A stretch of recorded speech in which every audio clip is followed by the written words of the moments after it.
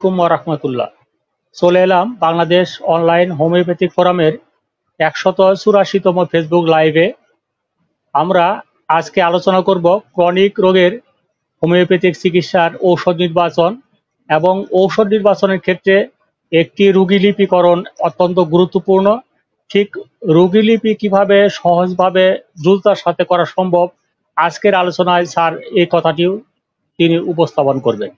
আমি আজকে আপনাদেরকে বিনীত অনুরোধ জানাবো যে আজকের এই ফেসবুক লাইভের মধ্যে আরও কিছু সমসাময়িক ঘটনাবলী এবং বিভিন্ন সংকটাপন্ন অবস্থার বিষয়ে স্যারের মতামত আমাদেরকে উপস্থাপন করবেন।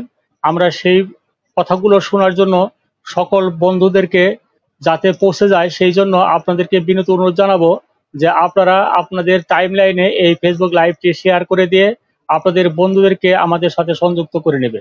আমরা এই সময়ে বাংলাদেশের অনেকগুলো দুর্যোগ দুর্বিপাক এর পাশাপাশি আমাদের আনন্দের এবং বিষাদের এই সময়ে আমাদের প্রিয়জন হারানোর যে বেদনা, তার জন্য নিজেরা অত্যন্ত মর্মাহত দুঃখিত এবং পাশাপাশি আমরা গর্বিত এই জন্য যে আমাদের এই রক্তদানের মাধ্যমে আমাদের বাংলাদেশ মুক্ত হয়েছে, যে কারণে আমরা আজকে মুক্ত বাতাসে মনের কথা খুলে বলতে পারছি। এক সময় আমরা অনেক চাপে ছিলাম, আপনারা নিজেরাও জানেন, নিজেরাও উপলব্ধি করেছেন এবং আপনারা নিজেরাও অনেক কষ্ট ভোগ করেছেন। আমাদের ইতিমধ্যে একটি মিথ্যা তথ্য দিয়ে আমাদেরকে বিভ্রান্ত করার চেষ্টা করা হয়েছিল যে আমাদের হোমিওপ্যাথিক ডাক্তারদের পদবি থাকবে না, আমরা ডাক্তার লিখতে পারবো না।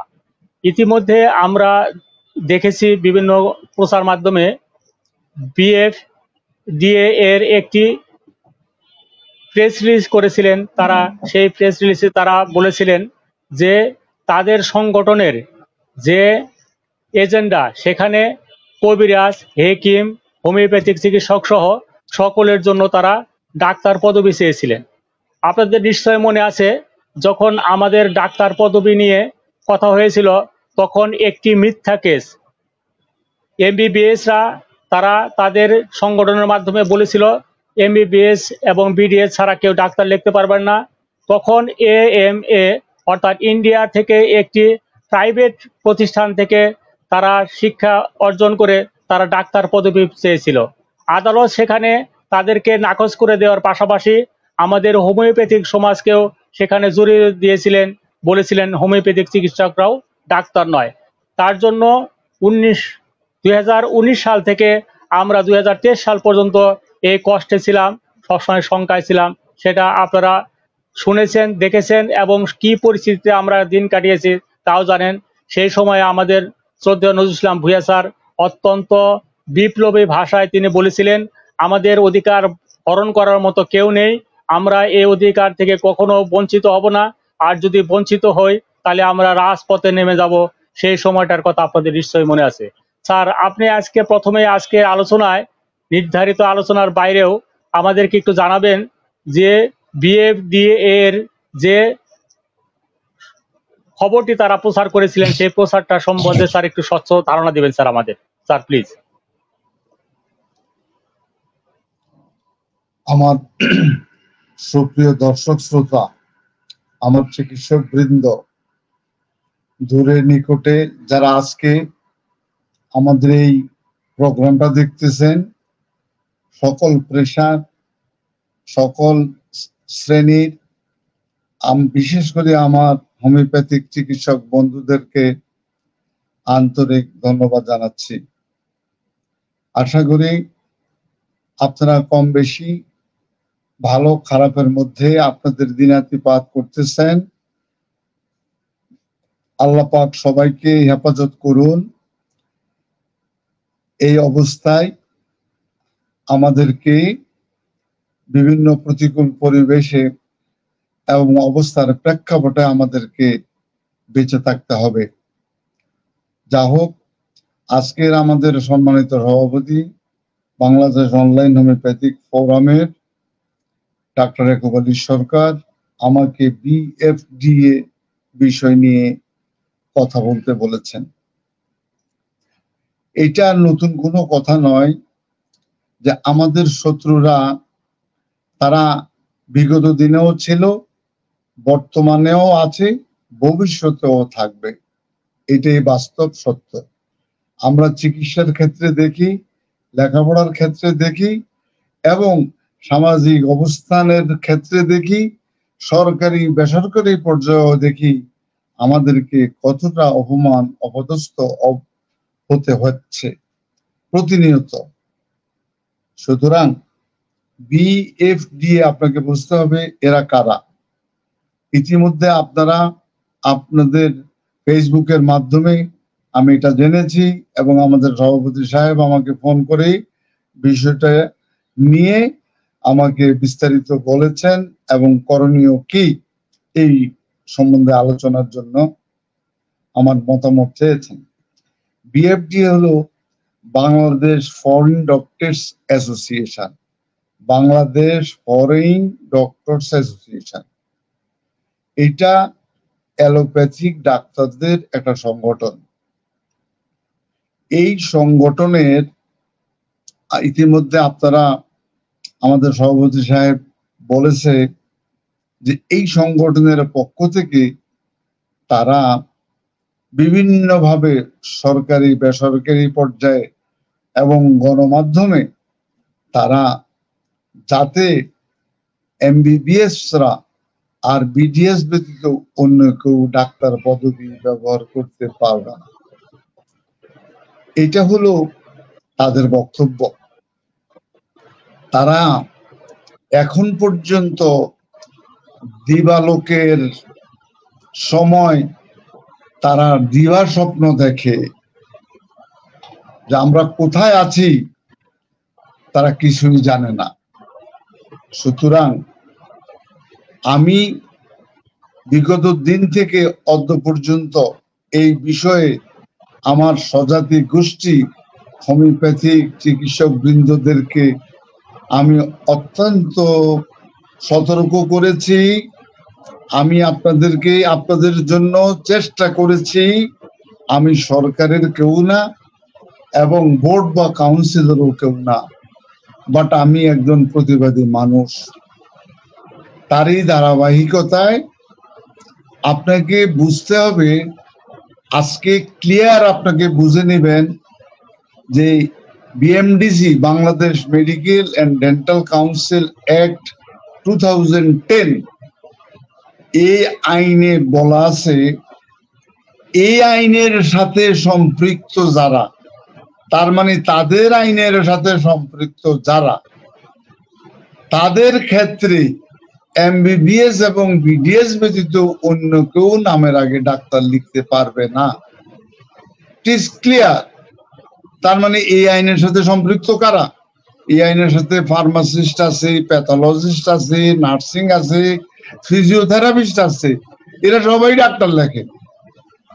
তাই এমবিবিএসরা বা ওই আইনটা ওইভাবে ওই সময় 2010-এ ওই আইনটা ওইভাবে তৈরি হয়েছে।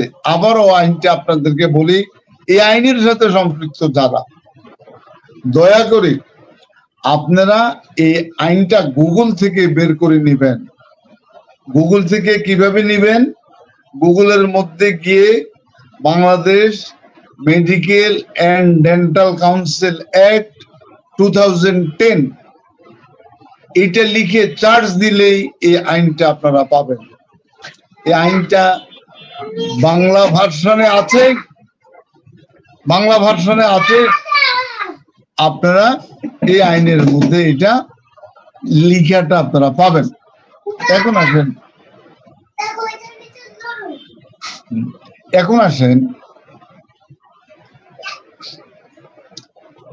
এখন আসেন যে আমাদের যে আইনটা, তার পরিপ্রেক্ষিতে আমার হাতে যে আইনটা দেখতেছেন, এই আইনটা হলো বাংলাদেশ হোমিওপ্যাথিক চিকিৎসা শিক্ষা কাউন্সিল আইন 2023। এই আইনটা মহান জাতীয় সংসদে পাশের পরে এই আমার হাতে যেটা দেখতেছেন, এটা গেজেট আকারে প্রকাশিত হয়েছে আমাদের স্বাস্থ্য ও পরিবার কল্যাণ মন্ত্রণালয় থেকে। এই আইনের মধ্যে পরিষ্কারভাবে এই যে দেখেন 13তে উল্লেখ আছে যে হোমিওপ্যাথিক চিকিৎসকরা নামের আগে বা নামের পরে তারা ডাক্তার পদবী তারা লিখতে পারবেন। ধন্যবাদ স্যার, আপনি স্যার অত্যন্ত সুন্দর ভাবে স্যার ক্লিয়ার করেছেন। জি স্যার, আপনি স্যার অত্যন্ত সুন্দর। অনুরোধ, দয়া করে এই আইনটা আপনারা সংরক্ষণ করবেন আপনাদের চেম্বারে। এর আগেও আমি বলেছি হোমিওপ্যাথিক চিকিৎসকরা আপনারা বড় অলস, আপনাদের সম্পদ আপনারা সংরক্ষণ করে রাখবেন। তাহলে এটা কোথায় পাবেন? এটা এক্ষুনি যাদের মোবাইল, অ্যান্ড্রয়েড মোবাইল আছে, মোবাইলে আপনারা গুগলে যান, গুগলে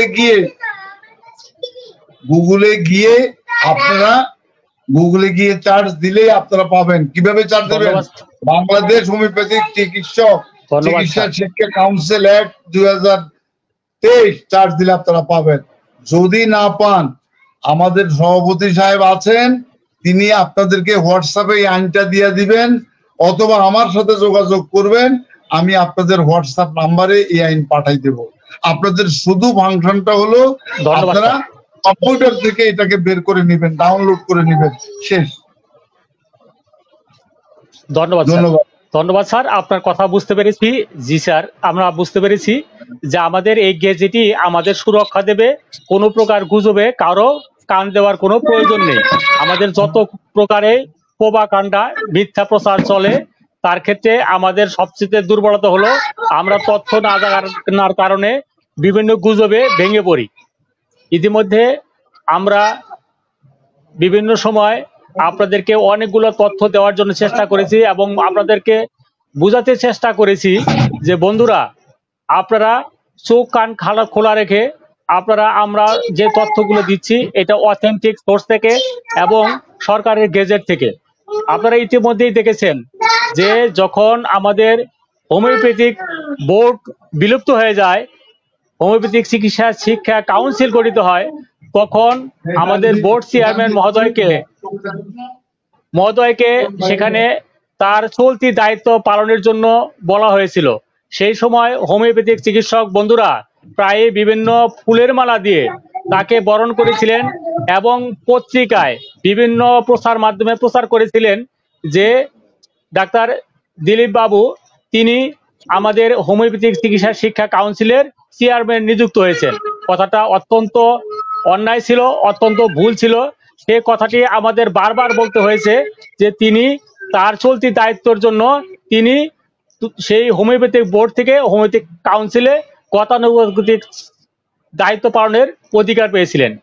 আর অনেক বন্ধুরাই পত্রিকার বিভিন্ন কাটিং দিয়ে প্রমাণ করতেছিলেন, বুঝাইতেছিলেন যে তিনি হোমিওপ্যাথিক চিকিৎসা কাউন্সিলের তিনি চেয়ারম্যান হয়েছেন। এভাবে অনেক প্রোপাগান্ডায় আমরা ক্লিয়ার করেছি। আমাদের শ্রদ্ধেয় নজরুল ইসলাম ভূঁইয়া স্যার সবকিছুই ইতিমধ্যে সকল কিছু ক্লিয়ার করেছেন। তারপরেও কেন যে আপনারা বারবার আমাদেরকে প্রশ্ন করেন যে এটা কেন হলো, এটা কিভাবে হলো, আসলে আপনাদের তথ্য না জানার কারণে আপনারা গতানুগতিক ভাবে এক একটা সময় এক একটা দিকে এক একটা ভ্রান্ত এবং ভুল বিভিন্ন প্রচার নিয়ে আপনারা মত্ত থাকেন। প্রিয় বন্ধুরা, আপনাদের প্রতি বিনীত অনুরোধ জানাবো, আপনারা আমাদের সকল আপডেট খবরগুলোর দিকে খেয়াল করবেন। আমরা সব সময় এই বাংলাদেশ হোমিওপ্যাথিক চিকিৎসা কাউন্সিল আমাদের হোমিওপ্যাথিক চিকিৎসকদের সকল সংকট এবং সকল সমস্যার বাস্তব চিত্র তুলে ধরেছি এবং উত্তরণের বিভিন্ন গাইডলাইনও আমাদের শ্রদ্ধেয় স্যার তুলে ধরেছেন। আমরা এ পর্যায়ে স্যার আপনার কাছে জানতে চাবো যে আমাদের একটি দুঃখের বিষয় যে আমাদের একজন চিকিৎসক তার ছেলে এই কোটা সংস্কার আন্দোলনের এই বিজয়ের প্রাক্কালে মৃত্যুবরণ করেছেন। একদিকে যেমন আমাদের হোমিওপ্যাথিক সমাজের গর্ব যে আমাদের একজন বন্ধুর ছেলে আমাদের এই আন্দোলনে আত্মত্যাগ করেছেন, আবার দুঃখের বিষয় যে তার এই আত্মত্যাগ আমরা শোকটাকে ভুলতে পারছি না। তার পরিবারের প্রতি আমাদের সমবেদনা জানানো আমাদের হোমিওপ্যাথিক সমাজের পক্ষ থেকে অত্যন্ত গুরুত্বপূর্ণ। স্যার এই বিষয়টা নিয়ে স্যার একটু সামান্য আলোকপাত করবেন প্লিজ। অত্যন্ত দুঃখ এবং ভারাক্রান্ত হৃদয়ে আমি বলতে চাচ্ছি যে আমাদের একবলি সরকার সাহেব বলেছেন এটা দুঃখের বিষয় এবং আনন্দেরও বিষয়। কেন আনন্দের বিষয় তাও তিনি ব্যাখ্যা করেছেন। আপনারা দেখেছেন ওই যে মারা গেছে তার নাম জুলকার নাইন, তার বাড়ি হলো সাতিয়া পাবনাতে। তার বাবা হলেন একজন হোমিওপ্যাথিক চিকিৎসক, তার নাম হলো আব্দুল হাই আল হাদি। আমি 5 তারিখে আমাদের একবলি সরকার সাহেব আমাদের সভাপতি সাহেবকে ফোন করেছি যে আপনি কেমন আছেন, কি অবস্থা। তখন তিনি বললেন, স্যার আমাদের আশুলিয়া থানা এখন পর্যন্ত পুলিশের সাথে জনগণের যুদ্ধ চলছে। তখন সন্ধ্যার পরে এই অবস্থার প্রেক্ষাপটে তিনি বললেন যে আমরা আতঙ্কিত আছি এবং আমরা একরকম বন্দী অবস্থায় আছি। সেই অবস্থার গোলাগুলির অবস্থার প্রেক্ষাপটে আমাদের এই ছেলে তারা ওই জায়গার মধ্যে প্রতিবাদ করতে গিয়ে জনতার সাথে একত্রিত হয়ে ওই সফল আন্দোলনে শরিক হয়েছে এবং ওই আন্দোলনে পুলিশে গুলি বিনিময়ে এই ছেলের গলা দিয়ে এই বন্দুকের গুলি ঢুকে গিয়েছে এবং এনাম মেডিকেলে সে মৃত্যুবরণ করেছে। আজকের এই দিনে আমরা তার আত্মার শান্তি কামনা করছি। মহান রাব্বুল আলামিন যাতে তাকে শহীদি মর্যাদা দেন। তার সাথে সাথে এই আন্দোলনে যে সমস্ত ছাত্র ছাত্রীরা শহীদ হয়েছেন এবং আমাদের আইন প্রয়োগকারী সংস্থার সহ সকলের প্রতি আমাদের বাংলাদেশ অনলাইন হোমিওপ্যাথিক ফোরামের পক্ষ থেকে আমরা মহান রাব্বুল আলামিনের নিকট ফরিয়াদ করতেছি, আবেদন জানাচ্ছি যেন তাদেরকে আল্লাহ পাক মাফ করে দেন এবং শহীদি মর্যাদা দান করেন। আর যারা আহত হয়েছেন অতি তাড়াতাড়ি যাতে তাদের আল্লাহ পাক সুস্থ করে দেন। আমরা এছাড়া আমাদের তো আর কিছু করার নাই। আল্লাহ পাক যারা আহত অবস্থায় আছেন তাদেরকে যাতে অতি তাড়াতাড়ি সুস্থ করে আমাদের মাঝে ফিরিয়ে দেন, তাই আল্লাহর নিকট আমরা এই প্রার্থনা এবং দোয়া কামনা করতেছি। ধন্যবাদ স্যার। আমরা আজকের নির্ধারিত আলোচনায় চলে যাব। তার পূর্বে স্যার সংক্ষিপ্ত একটু আলোচনা করবেন। আমাদের অনেক বন্ধুই আজকে আমাকে প্রশ্ন করেছেন এবং জানতে চেয়েছেন যে এই বর্ষাকালীন সময়ে এই বন্যা কবলিত এলাকায় বিভিন্ন রোগের প্রাদুর্ভাব ঘটবে, সেই ক্ষেত্রে হোমিওপ্যাথিক চিকিৎসকগণ কোন কোন ঔষধের প্রতি গুরুত্ব দিবেন এবং কোন কোন ওষুধ গুরুত্বপূর্ণভাবে আমাদের এই সময় রোগীদেরকে সেবা দেওয়ার ক্ষেত্রে আসতে পারে, সেই বিষয়ে স্যার সামান্য 1-2 মিনিট স্যার আমাদেরকে একটু ধারণা দিবেন স্যার। তারপরে আমরা নির্ধারিত আলোচনায় চলে যাব স্যার, প্লিজ। আপনারা কম বেশি জানেন আমার বাড়ি গ্রেটার নোয়াখালী লক্ষ্মীপুরে। বর্তমানে আর্টিফিশিয়াল ফ্লাড, বন্যা, মানব সৃষ্ট বন্যা আমাদের 12টি জেলা ক্ষত বিক্ষত হয়ে গিয়েছে। আমাদের মানুষগুলি মৃত্যুর সাথে পাঞ্জা লড়তেছে।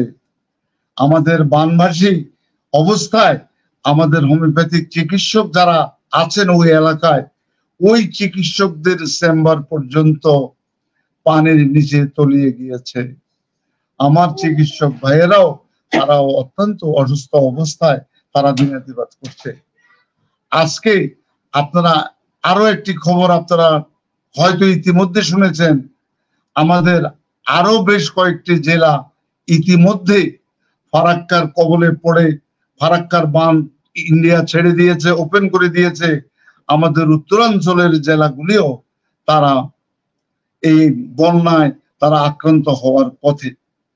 এখন আসেন, আমরা হোমিওপ্যাথিক চিকিৎসক, আমরা আজকে আপনাদের নিকট অনুরোধ করব, আপনারা যে যেখানে আছেন সেখান থেকে আপনারা চিকিৎসা কার্য চালিয়ে যান এবং আপনারা সেই চিকিৎসকগণ আপনারা দলবদ্ধভাবে আপনারা ত্রাণ কার্যে অংশগ্রহণ করুন। নিজেরা ত্রাণের ব্যবস্থা করুন এবং আপনার চেম্বারের মধ্যে একটা ত্রাণের বাক্স রেখে দেন।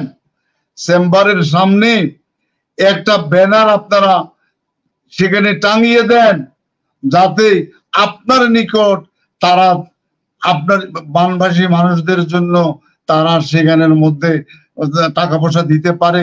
তাহলে আমরাও এই কাজে অংশগ্রহণ করতে পারবো বলে আমরা আশা করি। আমরা আমাদের জায়গা থেকে আমরা চেষ্টা করব কি করা যায়। এখন আসেন, আমাদের এই অবস্থায় যারা চিকিৎসা সেবা দিয়ে যাচ্ছেন হোমিওপ্যাথিক চিকিৎসকরা, আমার ছাত্র জীবন থেকেও আমি এরকম বহু বন্যা কবলিত এলাকায় আমি অনেকবার মেডিকেল টিম নিয়ে গিয়েছি। তো এখন সেই ধারণা থেকে আমি আপনাদেরকে অল্প কয়টা ওষুধের নাম বলবো। এগুলোই মেজর ওষুধ, আপনারা জানেন। তার উপর ভিত্তি করে আমি বলবো aconite nap, belladonna, antim tart, arnica, montana, ledum pal, hypericum, arsenic album, allium cepa, aloe, china, dulcamara, ferrum phos, carbo veg, natrum sulph, rhus tox, croton tig, podophyllum, sulphur, nux vomica এবং হাইড্রোফোবিনাম। এই ওষুধগুলি আপনারা মাথায় রাখবেন, এর বাইরেও আসতে পারে। আপাতত এই 10-12টা ঔষধগুলি আপনারা পড়বেন। আপনারা পড়ে আমাদের যারা বন্যা দুর্গত এরিয়ায় যারা কাজ করতেছেন তারা, অথবা আপনাদের পাশে যারা বন্যার ক্ষতিগ্রস্ত যারা আসবে, কারণ বন্যার স্টার্টিং এ একরকম লক্ষণ নিয়ে আসবে, পানি যখন টান দিবে তখন আরেক রকম লক্ষণ নিয়ে আসবে। এই লক্ষণগুলি এই ওষুধগুলির মধ্যে সীমাবদ্ধ।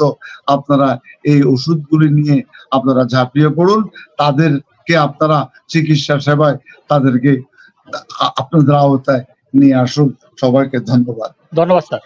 ধন্যবাদ স্যার। আমরা নিশ্চয়ই জানি যে হাইড্রোজেনোয়েট ধাতুগ্রস্ত রোগীদের যে সকল ঔষধ গুরুত্বপূর্ণ, আমরা হাইড্রোজেনোয়েট ধাতুর রোগীর ঔষধ যেগুলা, সেগুলাকে অবশ্যই গুরুত্ব দিয়ে আমরা নিজেদের মধ্যে জেনে নেব এবং ম্যাটারমেডি থেকে সম্পূর্ণ এখন থেকেই ভালোভাবে চর্চা করে নেব, যাতে সঠিক ঔষধকে সঠিক স্থানে ব্যবহার করা যায়।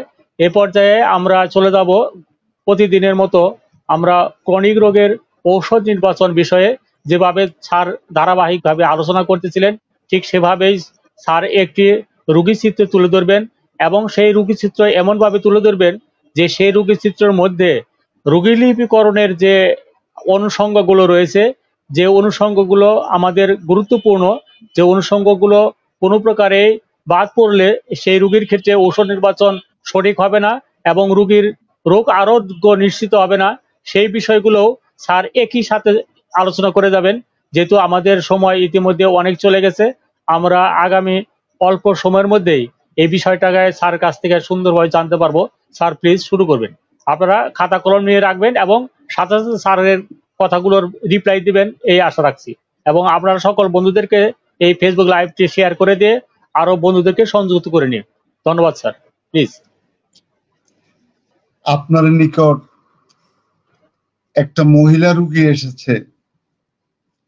কিভাবে রোগী লিপিটা আমি প্রণয়ন করতেছি তার আলোকে আপনাদেরকে কিছুটা গাইডলাইন দিচ্ছি। আপনারা জানেন, তারপরও দিতেছি। রোগী, মহিলা রোগী, তার নাম লিখবেন, তার স্বামীর নাম লিখবেন, তার ঠিকানা লিখবেন। আমি এর আগে ক্লাস নিয়েছি রোগীর তার স্ট্রাকচার, এক্সটার্নালি আপনারা সবকিছু দেখবেন। এখন এই রোগিনী আপনি যখন এগুলা লিখলেন, লিখার পরে রোগিনী কি করেন? গৃহিণী। রোগিনীর বয়স কত? 44 বছর বয়স। কারণ বয়সের সাথে রোগের সম্পৃক্ত। অনেকে জিজ্ঞাসা করে, কেন স্যার রোগ বয়স জিজ্ঞাসা করেন? বয়সের সাথে অনেক কিছু জড়িত। রোগিনীর বিবাহিত জীবন 24 বছর। রোগিনী 19 বছর বয়সে প্রথম সন্তানের মা হয়েছেন। তারপরে তার বয়স যখন তার পরবর্তীতে আরেকটি সন্তান হয়েছে, 2 ছেলের মা তিনি। তার একটা সন্তান অ্যাবর্শন হয়ে গিয়েছে। তার মানে বিগত 15 বছর যাবৎ তার আর গর্ভে কোনো সন্তান আসে নাই। আচ্ছা, তাহলে রোগিণীটা গৃহিণী তা পেলেন, তারিখ নির্ধারণ করলেন। এইবার আপনি চলে আসেন যে তার সাথে আপনি কি বলবেন? তার সাথে আপনি জিজ্ঞাসা করবেন যে মা জননী, আপনার কি কষ্ট, আপনার কি কষ্ট নিয়ে আপনি আমার কাছে আসলেন? খুব ঠান্ডা মস্তিষ্কে আপনি তাকে জিজ্ঞাসা করলেন। জিজ্ঞাসা করার পরে সে প্রথম আপনাকে তার কষ্টের কথা যেটা বলতেছে সেটা হলো যে স্যার, আমার যখন বিয়ে হয়েছে তখন আমার ওজন ছিল 65 কেজি। আজকে আমার বয়স 44 বছর, অথচ আমার ওজন 35 কেজি। ওজন আমার 35 কেজি, তার মানে প্রায় 30 কেজি এর মধ্যে তার চলে গিয়েছে। তার মানে রোগিণী গ্রাজুয়ালি বিগত 15 বছর যাবৎ তার শরীরের সমস্ত মাংস শুকাইয়া সে কি করলো? স্যার বেদবি মাফ করবেন বলে সে তার শরীরটা আমাকে দেখাইলো। শরীরটা দেখতে গিয়ে দেখলাম তার পেটে পিঠে লেগে গেছে, তার শরীরে কোনো মাংস বলতে নাই। এটা আপনি দেখলেন। এখন এটা দেখার পরে আপনার মনে প্রথমেই কি আসলো? প্রথমে আসলো যে প্রেজেন্ট কমপ্লেইনটা আসলো, তার সমস্ত শরীরের মাংস আস্তে আস্তে শুকিয়ে পর্যায়ে। বাট তার এই অবস্থায়ও সে দুর্বল, সে বলতেছে আমি দুর্বল। কিন্তু এই 35 কেজি অবস্থায় তার যতটুকু দুর্বল হওয়ার উচিত দরকার ছিল অতটুকু দুর্বল সে নয়। বাট সে 35 কথা আমার সাথে বলতেছে, তার কথা এবং কথা বাঁচতেছে, কিন্তু তার এই অবস্থার মধ্যে আছে। আচ্ছা, আর কি কষ্ট আপনি বলেন, আস্তে আস্তে আপনি বলতে থাকেন আপনার কি কষ্ট।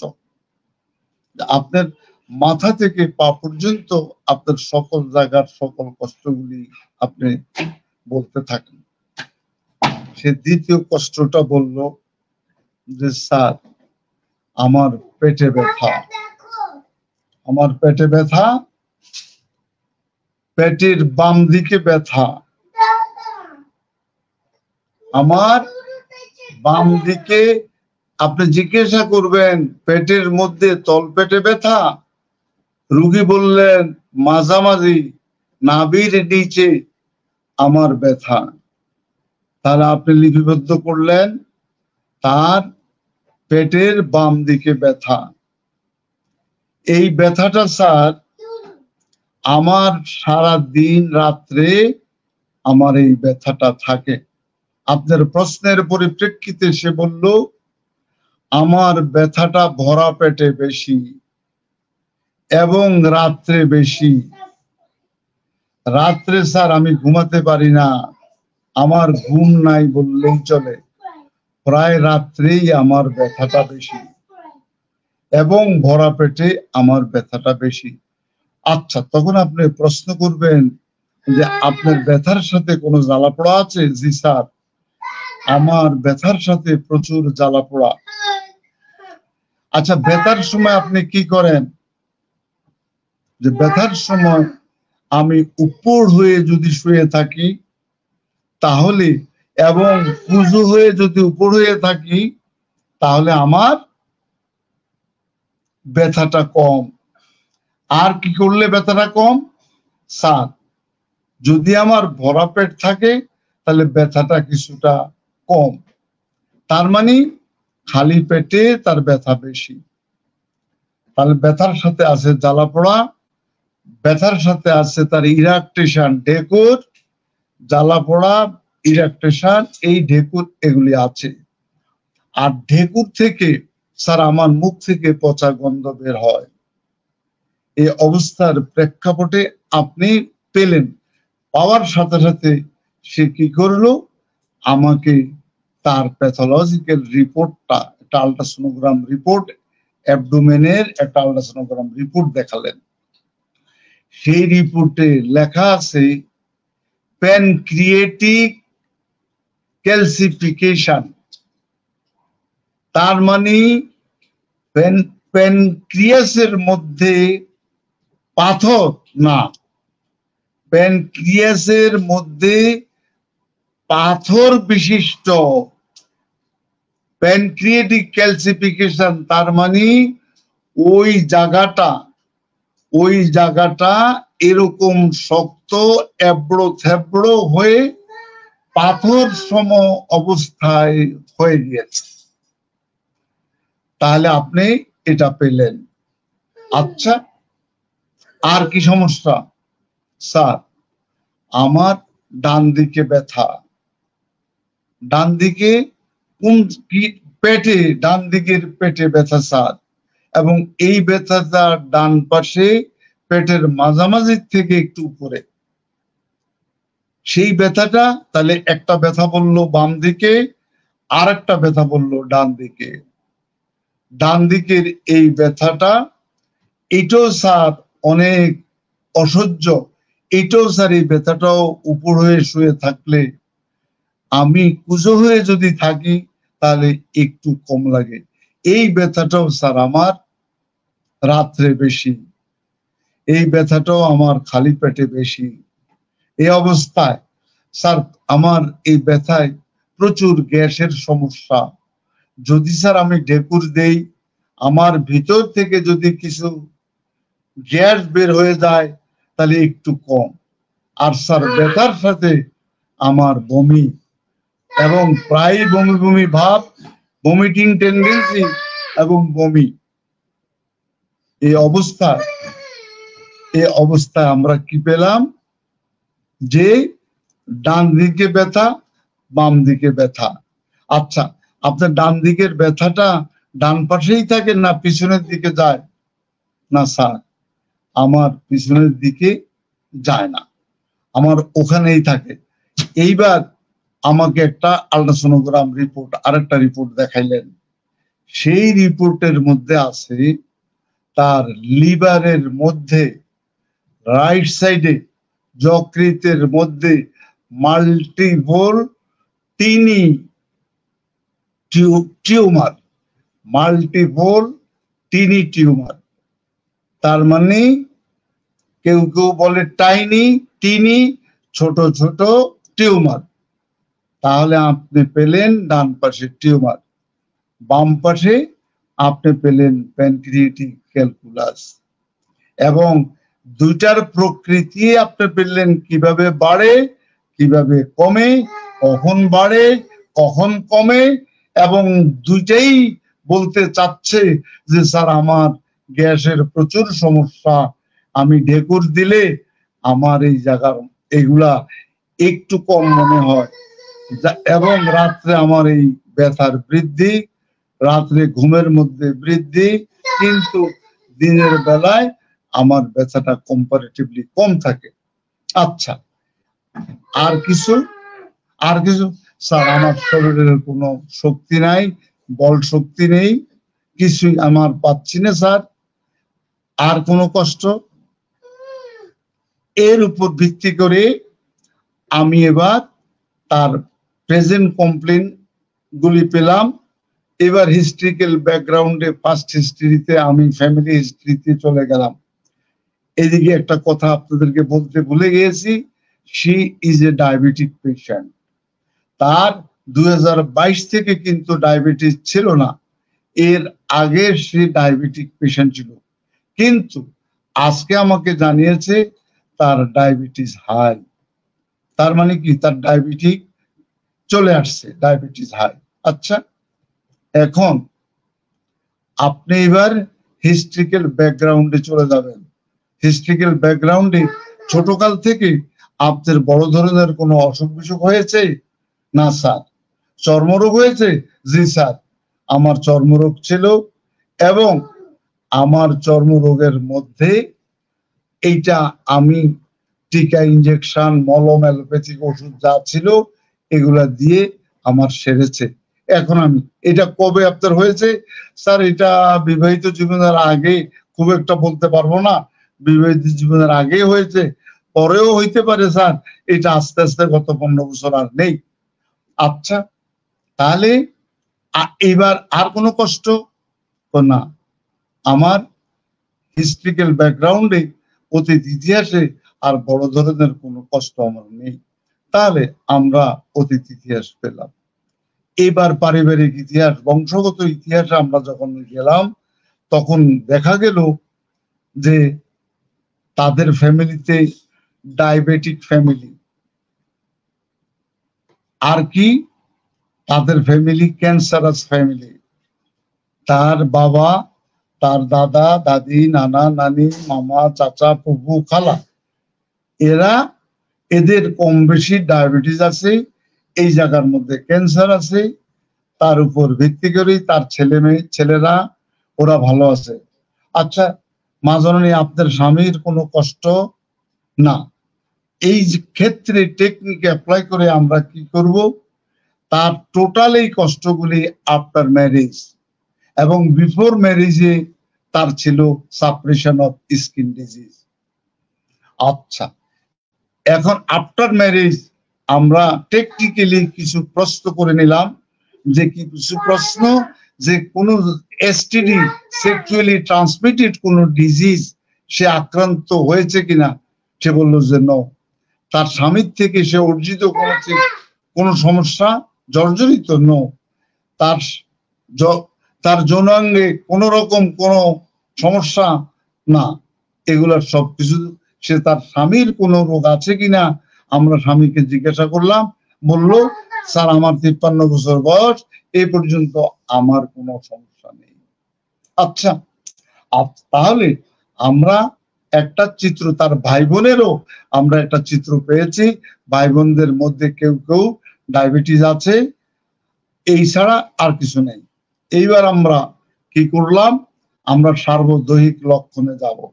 সার্বদৈহিক লক্ষণে প্রথমে আপনারা যেটাতে যাবেন সেটা হলো তার ঘুম। তার ঘুমটা বরাবরই কম, আর এখন তার ঘুম আরো কম, কারণ তার ভিতরে মৃত্যু ভয়, সারা রোগের ভয়, এই রোগে সে মারা যাবে, এটা হলো তার ভয়। তার মৃত্যু ভয় তাকে তাড়া করতেছে, এবং এই মৃত্যু ভয়টা সে স্বপ্নেও দেখে, বাস্তবেও সেই এই কল্পনার রাজ্যে আছে। আচ্ছা, আর কি, আপনার কাতরতা? কাতরতা বললো স্যার বরাবরই আমি শীত কাতর। আমার প্রশ্নের পরিপ্রেক্ষিতে বলল মডারেট। মডারেট মানে গরমে তেমন অসুবিধা হয় না, আবার অতিরিক্ত গরমও আমার সহ্য হয় না, তাতে আমি বুঝে নিলাম মডারেট। এখন আমি শীত কাতরতার প্রেক্ষাপটে আমি জিজ্ঞাসা করলাম, আচ্ছা মা, এই গরমের মধ্যে আপনি কি কোনো কভারিং চান? আপনার কোন রকম চাদর ব্যবহার করেন? জি, আমার গরমের মধ্যে আমি একটা কভারিং চাই। আমি আমার দেহের মধ্যে আমি খালি থাকতে পারি না, আমার শীত লেগে যায়, ফ্যানের বাতাসও আমার সহ্য না। তাতে আমি বুঝলাম যে সে শীত কাতরের দিকেই তার পাল্লা ভারী। এইবার আসেন তার পিপাসা। তার পিপাসা কি বললো? তার পিপাসাটা বললো মডারেট। তারপরে তার ঘাম, স্যার আমার প্রচুর ঘাম এবং তার ঘামের দুর্গন্ধ। গোসলের অভ্যাস, গোসলের অভ্যাস তার রেগুলার। ক্ষুধা রুচি, ক্ষুধা রুচি স্যার ক্ষুধা আছে, কিন্তু স্যার মুখের রুচি যতটুকু আছে আমার খেতে ইচ্ছা করে, কিন্তু অল্প একটু খাবার খেলেই আমার পেটটা ভরে যায়, আমি আর খেতে পারি না, অল্প একটু খাবারেই পেট ভরে যায়। আচ্ছা, আর আর আর কি প্রিয় আপনার? আমার মিষ্টি প্রিয়, আমি মিষ্টি পছন্দ করি। আর স্বাভাবিক খাবার আমি খাই, আমার মিষ্টি প্রিয়। এটা তার তথ্য থেকে আমি পেলাম। তার পরিপ্রেক্ষিতে আমি এবার তার আরো কিছু লক্ষণ আমি নিলাম, যে তার খাদ্যের অভ্যাস বললো যে ভেজিটেরিয়ান, আমি এগুলি খাই, আর আমি ফল ফলাদি এই খাবারগুলি খাই, মশলাযুক্ত খাবার তেমন একটা বেশি খাই না, নর্মাল খাবার দাবার গুলি আমি পছন্দ করি, এগুলি খাই।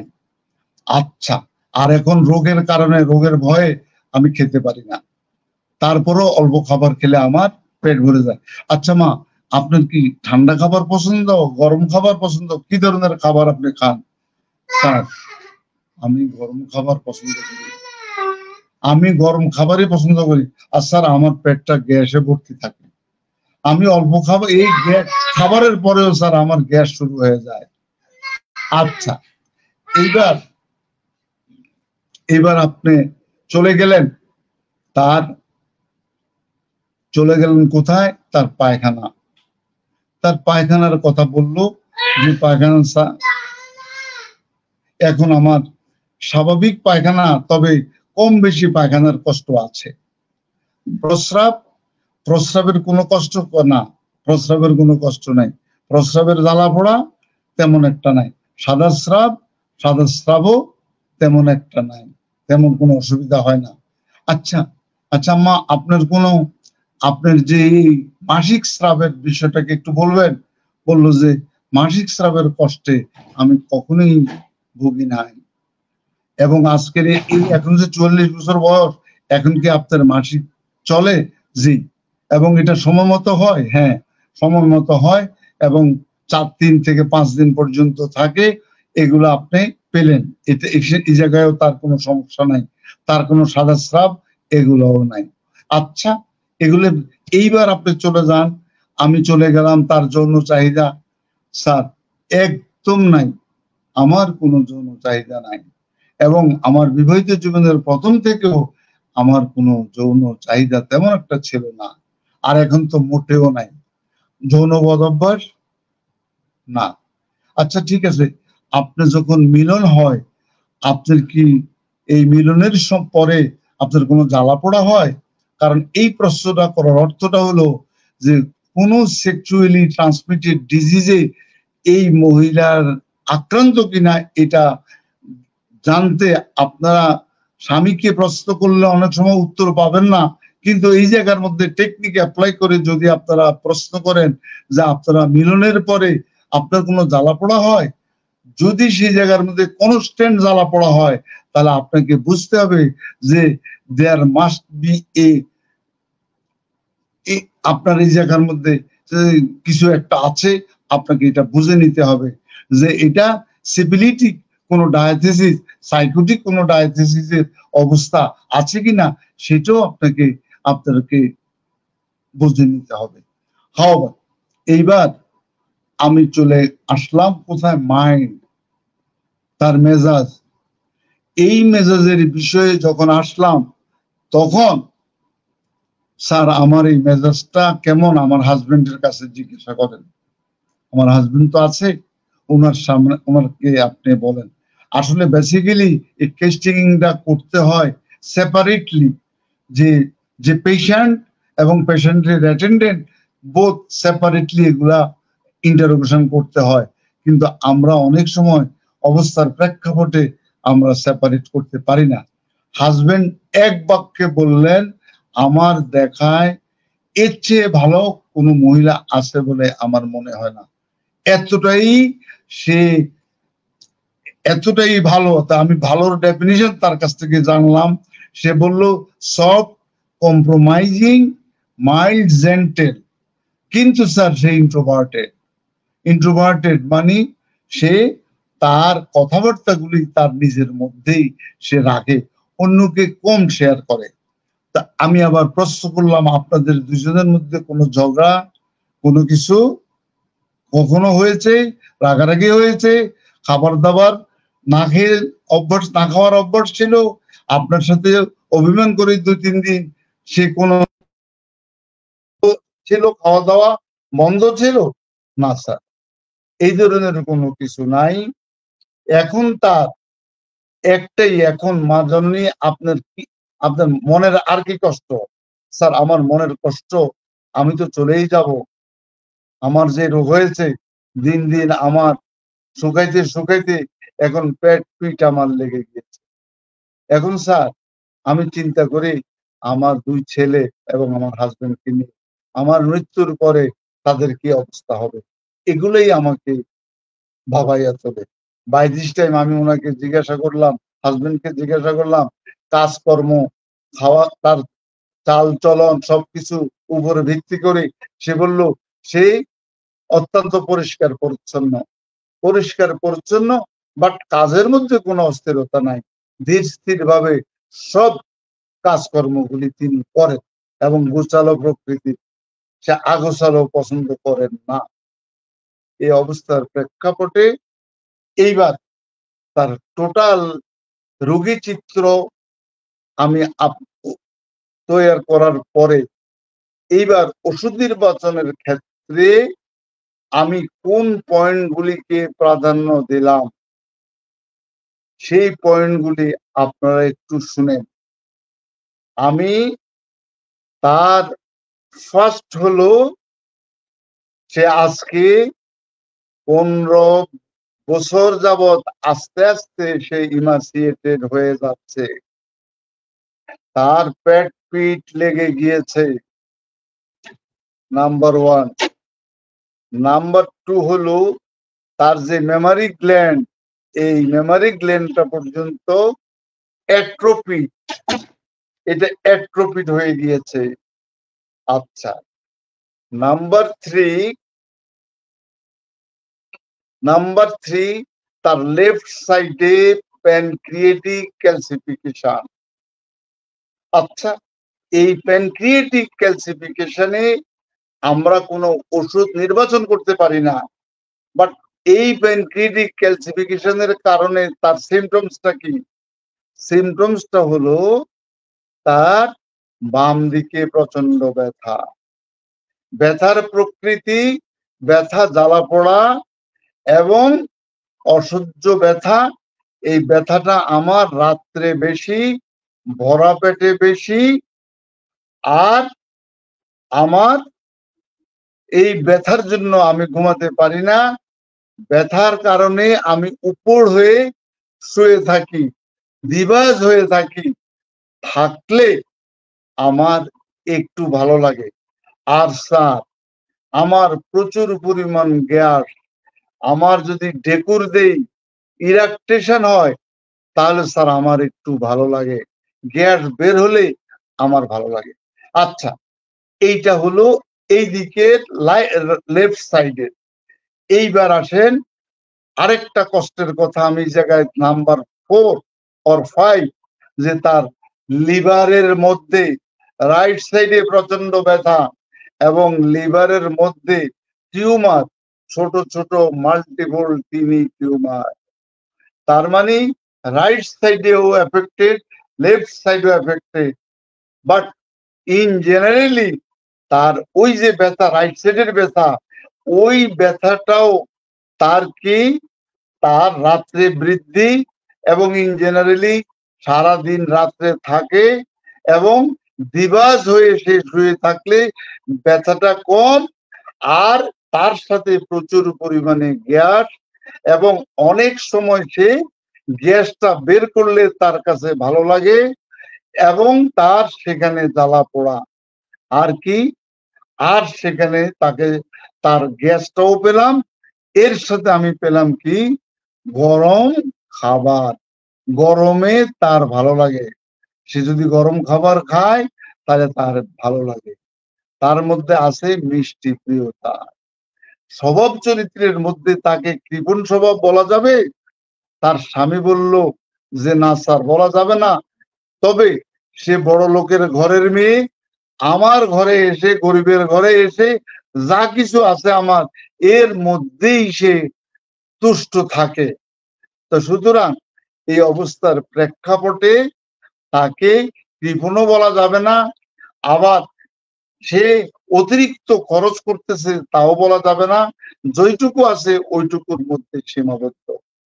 তাহলে আমরা তার গ্যাসিয়াস কমপ্লেন পেলাম, এই অবস্থার প্রেক্ষাপটে মিষ্টি প্রিয়তা পেলাম, আদার যা যা বললাম এগুলি আমরা পেলাম। এই অবস্থার উপর ভিত্তি করি বাকিটা আপনাদের উপরে ছেড়ে দিতে চাই।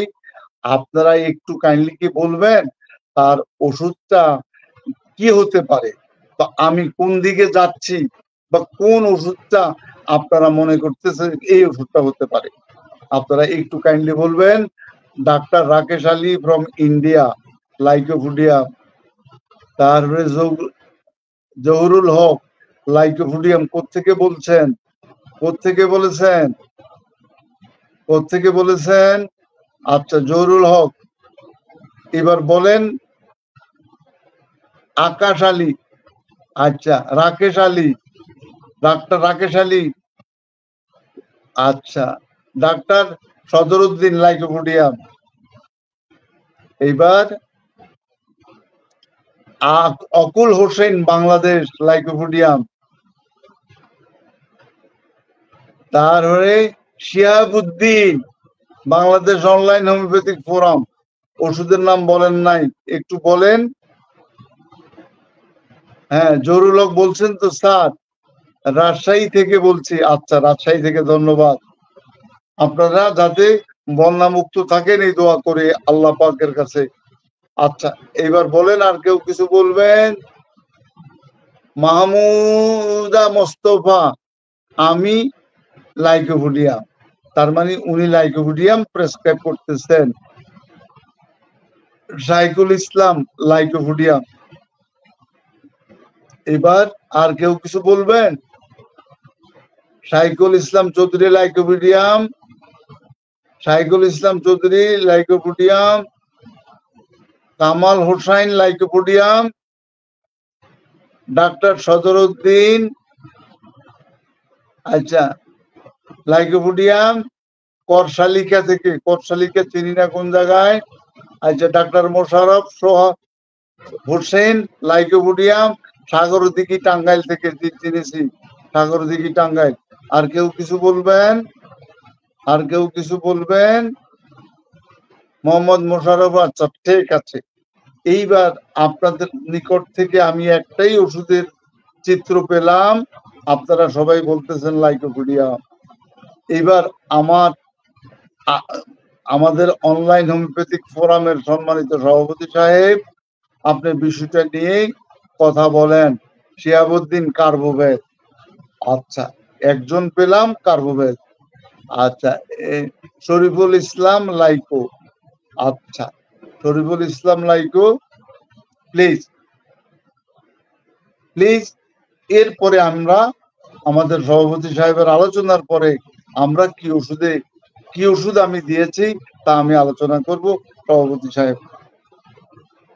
জি স্যার, ধন্যবাদ স্যার। আমাদের সকল বন্ধুরাই প্রায় আপনার কথার সাথে এই লক্ষণগুলোর সাথে লাইকোপোডিয়ামকেই চয়েস করেছেন। আমরা এখানে দেখতে পেয়েছি যে লাইকোপোডিয়ামের অনেকগুলো গুরুত্বপূর্ণ লক্ষণের কথা আপনি ফুটিয়ে তুলেছেন। রোগীর তিনি গরম খাদ্য পছন্দ করেন, তার পেট ফাঁপা থাকে, তার সকল লক্ষণগুলাই প্রায় আমরা দেখতে পেয়েছি যে লাইকোপোডিয়াম।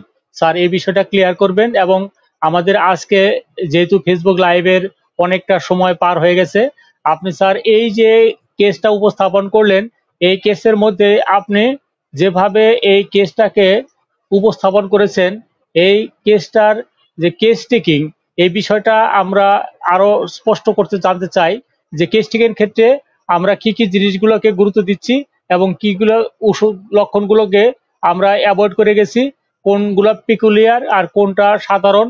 এই বিষয়গুলো স্যার আপনি এখানে একটু উল্লেখ করলে আমাদের সাধারণ শ্রোতা যারা, তারা রোগী লিপিকরণটাও স্যার এই ক্ষেত্রে জেনে যাবেন স্যার, প্লিজ।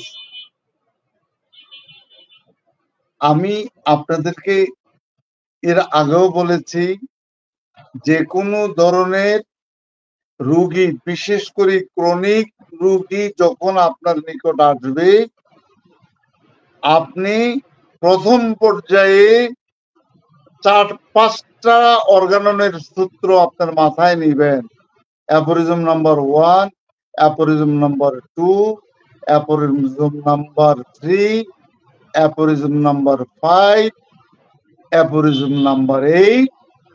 এই অ্যাপোরিজম গুলি আপনি প্রথম নিয়ে আপনি প্রতিজ্ঞাবদ্ধ হয়ে যাবেন এবং 5 অনুসারে আপনি cause of the disease find out করবেন। তারপরে আপনি 83 থেকে 103 এই অ্যাপোরিজম অনুসারে আপনি কেস টেকিংটা করবেন। যেভাবে আপনাকে কেস টেকিংটা করতে বলেছে অ্যাপোরিজম নম্বর 83 to 103। সুতরাং এটা করার পরে তারপরে আপনি যখন টোটাল কেসটা সামারাইজ করবেন, সামারাইজ করে কোন সিমটমস গুলিকে আপনি প্রাধান্য দিবেন, সেটা আপনাকে 2টা অ্যাপোরিজম আপনি সেই জায়গার মধ্যে আপনি লক্ষ্য করবেন। অ্যাপোরিজম 153 আপনাকে ক্লিয়ার গাইডলাইন দিয়েছেন 153 যে 1000 সিমটমস এর মধ্যে কোন সিমটমস গুলিকে আপনি প্রাধান্য দিবেন। তারপরে বলেছে আপনি অ্যাপোরিজম নাম্বার 133 তে বলা হয়েছে অ্যাগ্রাভেশন এন্ড এমুলারেশন, যে তার হ্রাস বৃদ্ধি। এই বিষয়, এই অ্যাপোরিজম গুলির উপর ভিত্তি করে আপনি ওষুধ নির্বাচন করবেন। সুতরাং এই জায়গার মধ্যে এতগুলি অ্যাপোরিজম অনুসারে একটা কেস চেকিং করা, রোগলিপির ক্লাসের দরকার অন্তত 5টা ক্লাস। শুধুমাত্র তার পেশা, বয়স এর উপর ভিত্তি করে তার লেখাপড়া, তার অবস্থা, এই অবস্থার উপর ভিত্তি করে আমাদের তাও 1 ঘন্টা সময় লাগবে এগুলি বের করে আনতে। সুতরাং আপনি যে কোনো ধরনের ক্রনিক এন্ড কমপ্লিকেটেড কেস যখনই আপনি কেস টেকিং করবেন, আপনি সেইভাবে রোগীর অবস্থার উপর ভিত্তি করে রোগীকে আপনি যা করলে রোগী স্যাটিসফাই, আপনার সময়ের দিকে তাকাবেন না। আপনার কমিটমেন্ট থাকবে রোগীর রোগটাকে আপনি ভালো করে দিবেন অ্যাকর্ডিং টু অ্যাপোরিজম নাম্বার 1। সেটাকে আপনি চিন্তা করে আপনাকে থাকতে হবে, you must be an unbiased observer. তার উপর ভিত্তি করে আপনি কেস টেকিং করবেন। আমরা চেষ্টা, এইগুলি আপনারা কেস টেকিং এর মধ্যে এই বিষয়গুলিকে প্রাধান্য দিবেন। যে কোনো ধরনের আপনার ক্রনিক এন্ড কমপ্লিকেটেড কেস যখনই আপনি রোগী দেখবেন, এগুলি প্রাধান্য দিবেন। এইটাই হলো আমার বক্তব্য। জি প্লিজ। জি স্যার, আজকে আমাদের লাইভে 1 ঘন্টা পূর্ণ হয়ে গেছে। আমরা স্যার, আপনি দর্শকদের উদ্দেশ্যে, যেহেতু এখন বিভিন্ন সংকট, বিভিন্ন উৎফুল্লতা, বিভিন্ন একটি পরিবর্তনের মধ্যে দিয়ে আমরা সময় পার করছি, লেখাপড়ার প্রতি মনোযোগী কম এবং রোগীদের প্রতি মনোযোগী না হয়ে অনেকেই বিভিন্নভাবে নিজেদের বিভিন্ন সংকট এবং ত্রাণ সামগ্রী নিয়ে বিভিন্ন ব্যস্ত সময় পার করছে। আমি স্যার দর্শকদের উদ্দেশ্যে জানিয়ে দিতে চাচ্ছি যে বাংলাদেশ হোমিওপ্যাথিক চিকিৎসা শিক্ষা কাউন্সিলের মাধ্যমে একটি সেল গঠন করা হয়েছে। সেখানে তারা আহ্বান জানিয়েছেন সকল সংগঠনের মাধ্যমে যেন সেই হোমিওপ্যাথিক চিকিৎসা শিক্ষা কাউন্সিলের যে ত্রাণ তহবিল, সেখানে যেন আমরা সকলেই সাহায্য করি। এবং আমাদের উপদেষ্টা ডাক্তার মোহাম্মদ আহমদ হোসেন ফারুকী স্যার, তিনি একটি টিম নিয়ে তিনি নোয়াখালী এবং চট্টগ্রামের উদ্দেশ্যে তিনি রওনা হয়েছেন এবং তার সাথে 3 ট্রাক বিভিন্ন উপকরণ, বিশেষ করে নারীদের জন্য ওড়না এবং আমাদের বাচ্চাদের জন্য অনেকগুলো কাপড় নিয়ে তিনি গেছেন এবং সাথে ঔষধ সামগ্রীও নিয়ে গেছেন। আমরা সেখানে তার সাথে যোগাযোগ রাখতে চেষ্টা করতেছি এবং আপনারা যারা ওই অঞ্চলে রয়েছেন তারা সকলেই ডাক্তার আহমদ হোসেন ফারুকী স্যারের সাথে যোগাযোগ রাখবেন, যাতে চিকিৎসা কার্যক্রম সুন্দরভাবে সুষ্ঠুভাবে পরিচালিত হয়। তাদের সাথে আপনারা সংযুক্ত হয়ে যাবেন এবং আপ টু ডেট এই হোমিওপ্যাথিক চিকিৎসক সমাজ এই বন্যা দুর্গত এলাকায় কিভাবে কাজ করতেছে সেটা আমরা এখান থেকে প্রায় আপ টু ডেট দেওয়ার জন্য চেষ্টা করতেছি। আমরা আশা করি আপনারা সকলেই এই বন্যা দুর্গত এলাকায় আপনারা বিভিন্ন উপহার সামগ্রী নিয়ে যাবেন। তারা কেউ ভিক্ষুক নয়, তারা সকলে আমাদের আপনাদের মতোই সাধারণ মানুষ, কেউ গরিব নয়। সকলকে আমরা তাদের সম্মান রক্ষা করে তাদেরকে যেন কোনো প্রকার এই মিডিয়ার মাধ্যমে তাদেরকে যেন প্রচার করে তাদের হেয় না করি, সেই বিষয়টা খেয়াল করে তাদের পাশে দাঁড়াই, সেই আহ্বান জানিয়ে আমি আজকের ফেসবুক লাইভ থেকে বিদায় নিচ্ছি। স্যারকে বিনীত অনুরোধ জানাবো, স্যার আমাদের দর্শকদের উদ্দেশ্যে দু কথা বললে আজকের লাইভ শেষ হবে। Sir please. আমার চিকিৎসক বন্ধুদের উদ্দেশ্যে শুধু এইটুকু বলবো, বেসিক্যালি গত কয়েকদিন যাবত আমি অসুস্থ। আমার আজকের আলোচনায় বুঝছেন আমার অসুস্থতা। আজকেও আপনার এই বিএফডিএ এই যে সংগঠন, তারা নেকেটলি আমাদেরকে বলেছে যে হোমিওপ্যাথিক ডাক্তাররা নামের আগে ডাক্তার লিখতে পারবে না। আমি আজকেও আমাদের কাউন্সিলের রেজিস্ট্রার ডাক্তার মোহাম্মদ জাহাঙ্গীর আলমের সাথে 2 ঘন্টা এই নিয়ে আলোচনা করেছি যে কি করণীয়। তাদের পক্ষ, আমাদের কাউন্সিলের পক্ষ থেকে আগাম কোনো বার্তা দেওয়া যায় কিনা। দেখেন, আপনারা চিকিৎসক, আপনাদের উদ্দেশ্যে বলতে চাই যে আমাদের কাউন্সিলে যতজন আছে সরকারি কর্মকর্তা কর্মচারী, আপনাদের আন্দোলনে, আপনাদের ফেসবুকের কারণে তারা সবাই দৌড়ের উপরে আছে। কখন তাদের পদত্যাগ করতে হবে এই তালে আমরা আছি। শুধু কাউন্সিলে না, স্বাস্থ্য ও পরিবার কল্যাণ মন্ত্রণালয়ে সচিব থেকে ডেপুটি সেক্রেটারি পর্যন্ত, সিনিয়র অ্যাসিস্ট্যান্ট সেক্রেটারি পর্যন্ত সবাই আতঙ্কে আছে। কখন চাকরি চলে যায়, কখন পদত্যাগ করতে হয়, কখন ওএসডি থাকতে হয়, ওএসডি করে ফেলে। এই অবস্থায় কাউন্সিল এবং আমাদের মন্ত্রণালয় সবাই দৌড়ের উপরে আছে। সেই জায়গার মধ্যে বলেন, সেই অবস্থায় তাদের দ্বারা কোনো কাজকর্ম করা সম্ভব বলেন? যার কারণে গতকালকে সরকার থেকে বলেছে, খবরদার আপনারা আর ফার্দার কোনো প্রতিষ্ঠানের উপরে কোন রকম প্রতিষ্ঠানের ভাঙচুর হয় তা করবেন না, এবং প্রতিষ্ঠানের কর্তা ব্যক্তিদের বিরুদ্ধে যদি আপনাদের কোনো অভিযোগ থাকে তাহলে সংশ্লিষ্ট মন্ত্রণালয়কে আপনারা জানাবেন। যদি সংশ্লিষ্ট মন্ত্রণালয় কিছু না করে তারপরে আপনারা পরবর্তী পদক্ষেপ নেবেন। আজ গতকালকে এই আনসারদের আন্দোলনের পরিপ্রেক্ষিতে আনসার বনাম বৈষম্য বিরোধী ছাত্রদের সাথে ছাত্ররা 7 মিনিটের মধ্যে আনসারদেরকে দমন করতে সক্ষম হয়েছে। সেই বৈষম্য বিরোধী আন্দোলনের নেতা সার্জিস আলম পরিষ্কার ভাষায় বলেছে, সরকারি প্রতিষ্ঠান বা ব্যক্তিগত কোনো প্রতিষ্ঠানের উপরে কোনো ছাত্র ছাত্রী আপনারা হাত দিবেন না। যদি কোনো সরকারি কর্মকর্তার বিরুদ্ধে কোনো অভিযোগ পান, সেই অভিযোগ সংশ্লিষ্ট মন্ত্রণালয়ে দিবেন। মন্ত্রণালয় না করলে তার গ্রহণযোগ্য অভিযোগগুলি নিয়ে আমাদের কাছে আসবেন। আমরা আপনাদেরকে সাথে নিয়ে আমরা সংশ্লিষ্ট মন্ত্রণালয়ে যাব। সুতরাং কথা পরিষ্কার, আমাদের বিগত দিনের অনেক ক্ষোভ আছে, অনেক দুঃখ আছে, অনেক কষ্ট আছে। আপনাদের ক্ষোভ এবং কষ্টের পরিপ্রেক্ষিতে এই মাসের 13 তারিখে আপনারা আমাদের কাউন্সিল অফিস আপনারা ঘেরাও করবেন। আপনারা সে জায়গায় অনেক কিছু আপনারা আপনারা দিয়েছেন, আন্দোলনের কর্মসূচি দিয়েছেন।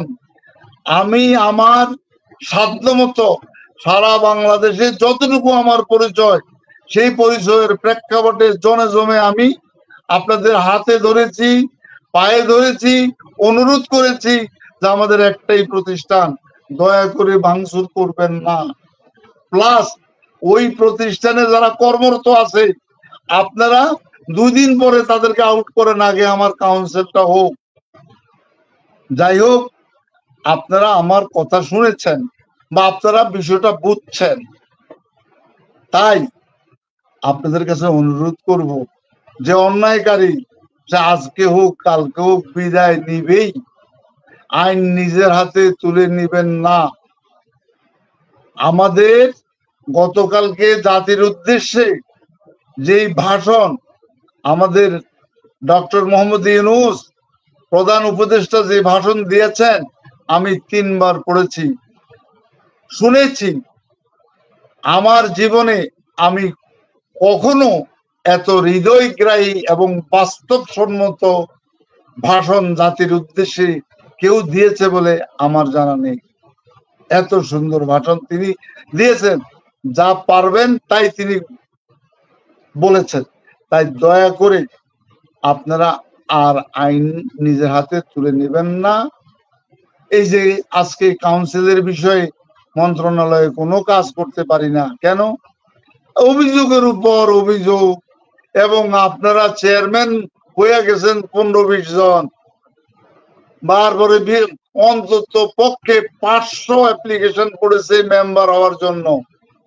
তারপরে আছে মন্ত্রণালয়ের চিকিৎসা শিক্ষা কাউন্সিল, চিকিৎসা শিক্ষা অধিদপ্তর, চিকিৎসা শিক্ষার অধিশাখা। তারা কি করবে? তারা কি করবে? সবাই তোড়ের উপরে আছে। তাই দয়া করে স্টেবল পর্যায়ে আসতে দেন। দেশ, জাতি এবং আমাদের হোমিওপ্যাথিক কাউন্সিল যারা পরিচালনা করতেছে তাদেরকে আপাতত জীবিত রাখেন, তাদেরকে সুস্থ রাখেন, তাদেরকে কাজ করার সুযোগ দেন। এরপরে কাউন্সিলটা করেন, করার পরে যৌক্তিক তাদের এগেনস্টে যদি কোনো অভিযোগ থাকে সে অভিযোগ সংশ্লিষ্ট কর্তৃপক্ষের কাছে দিবেন, এবং যা করণীয় আজকে হলেও করতে পারবেন, কালকে হলেও আপনারা করতে পারবেন। দয়া করে আপনারা শান্ত হন, লেখাপড়ায় মনোযোগী হন। এখন সারা বাংলাদেশ আমার বানের পানিতে তলিয়ে গিয়েছে। মানুষের মন মানসিকতা, আমি সহ সবাই আমরা ক্ষতবিক্ষত হয়ে গেছি। তাই মানুষদের উপকারে নিজেরা নিয়োজিত হন। যে যে অবস্থায় আছে সে অবস্থার থেকে আপনারা তাদের সাহায্য সহযোগিতা, চিকিৎসা সবকিছুতে আপনারা আমাদের হোমিওপ্যাথিক গোষ্ঠী আপনারা ঝাঁপিয়ে পড়েন। এই বলে আজকের এই আলোচনা এখানে আমি শেষ করছি। ধন্যবাদ সবাই। স্যার প্লিজ আপনি স্যার ওই রোগিনীর জন্য যে ওষুধটি নির্বাচন করেছিলেন সেটা স্যার ক্লিয়ার করে দিলেই স্যার আজকের অনুষ্ঠান শেষ হবে স্যার প্লিজ। ওষুধ আমি আপনাদের সাথে একমত। অলরেডি আমি ওষুধ দিয়েছি লাইকোপোডিয়াম, তাতে I am very much please. আজকে একজনে বলেছেন কার্বোভেজ, খারাপ বলেন নাই, কার্বোভেজ।